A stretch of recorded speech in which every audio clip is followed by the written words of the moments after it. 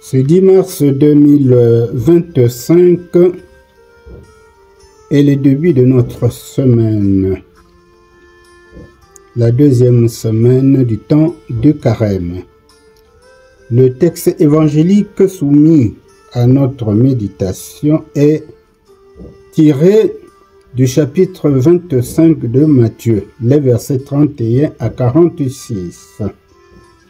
Nous allons lire le texte pour que nous soyons tous au même diapason pour cette méditation.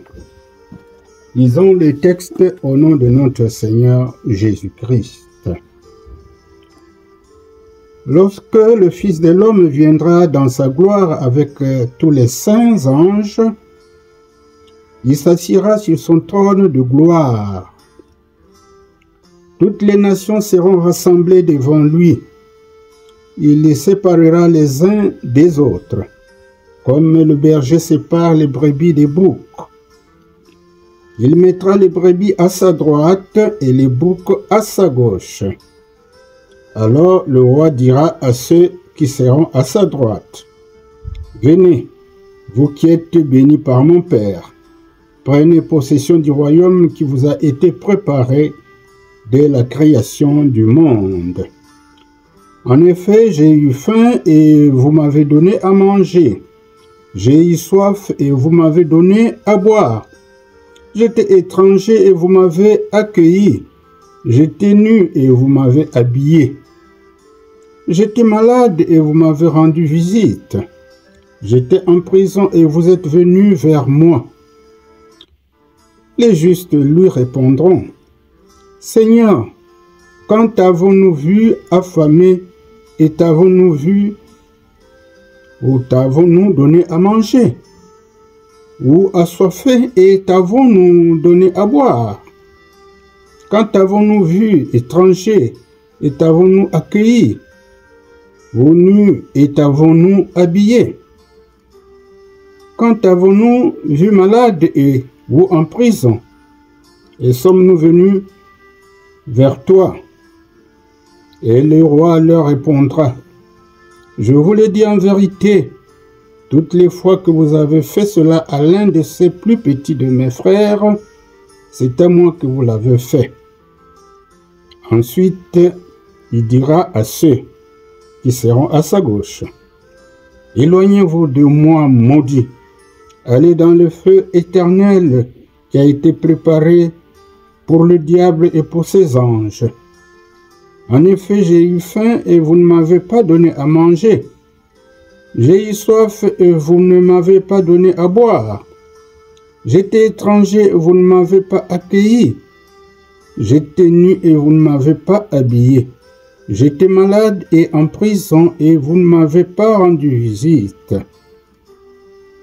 Ils répondront aussi, « Seigneur, quand avons-nous vu affamé, ou assoiffé, ou étranger, ou nu, ou malade, ou en prison, et ne t'avons-nous pas servi? » Et il leur répondra, « Je vous l'ai dit en vérité, toutes les fois que vous n'avez pas fait cela à l'un de ces plus petits, c'est à moi que vous ne l'avez pas fait. » Et ils iront à la peine éternelle, tandis que les justes iront à la vie éternelle.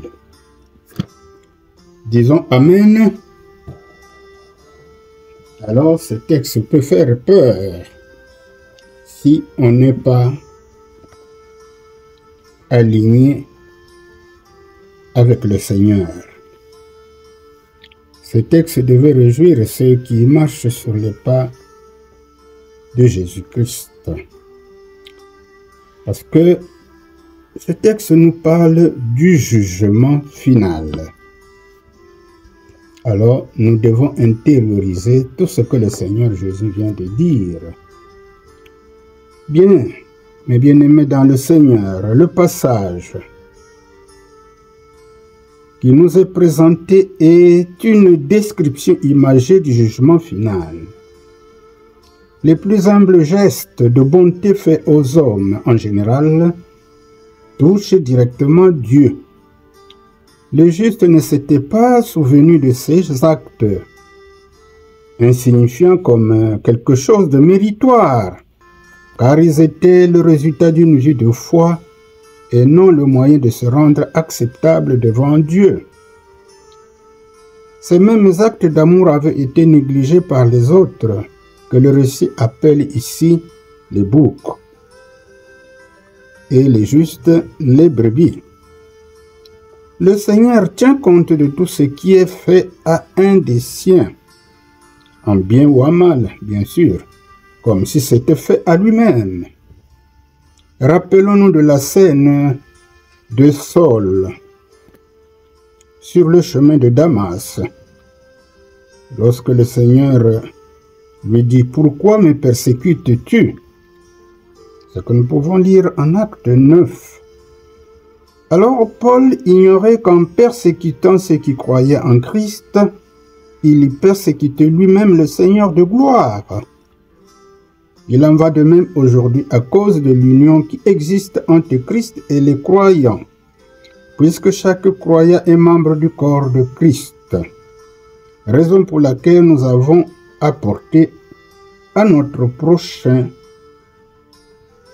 respect, bienveillance, amour et considération. Car en faisant ainsi, c'est au Seigneur que nous le faisons, puisque nous avons tous à paraître devant lui pour le jugement. Les uns à sa droite, les héritiers du royaume de Dieu, les autres à sa gauche, pour la souffrance éternelle avec Satan et ses anges. L'homme est libre de choisir entre le bien et le mal.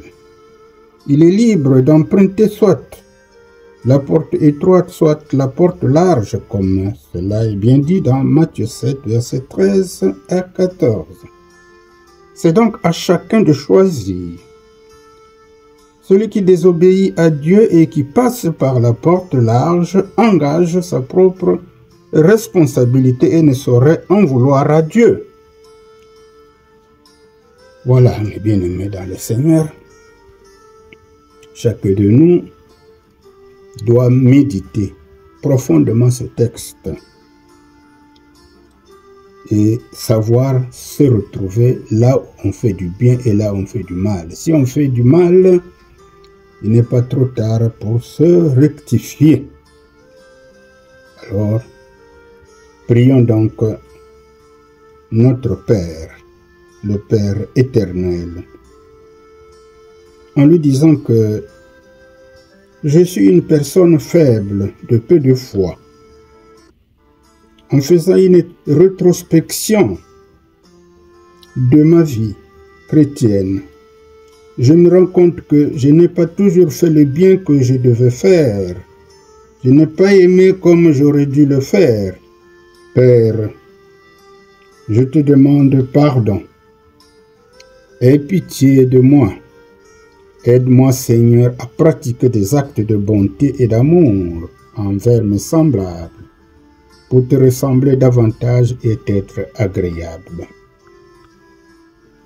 Amen. Que Dieu vous bénisse.